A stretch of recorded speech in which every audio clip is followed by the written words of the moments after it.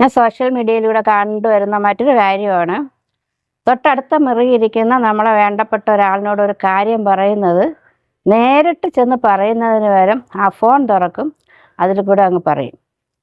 ശരിക്കും നമ്മളതൊക്കെ മനസ്സിലാക്കണം. നമ്മുടെ വീട്ടുകാര്യം ഫോണിലൂടെ പറഞ്ഞ് 10 പേരെ അറിയിച്ച് നാറ്റി കേസാക്കി കൊണ്ടുവരുന്നതല്ല അഭിമാനം. നമ്മളെ വേണ്ടപ്പെട്ടവരോട് എന്തെങ്കിലും പറയാനുണ്ടെങ്കിൽ നേരിട്ട് പറയുക, പ്രശ്നങ്ങളുണ്ടെങ്കിൽ അവിടെ പറഞ്ഞ് പരിഹരിക്കുക. വേണ്ടപ്പെട്ടവരാരെങ്കിലും ഇതിൽ ഇടപെടേണ്ട ആവശ്യമുണ്ടെങ്കിൽ അവരെ ഇടപെടുത്തുക, തമ്മിൽ സംസാരിച്ച് കാര്യങ്ങൾ ഒത്തുതീർപ്പാക്കുക. സോഷ്യൽ മീഡിയ നമുക്ക് ഒരു പരിഹാരം കണ്ടെത്തില്ല. അവിടെ അവരെന്തെന്ന് വെച്ചാൽ അവർക്ക് കോണ്ടൻറ്റ് ക്രിയേറ്റ് ചെയ്യണം.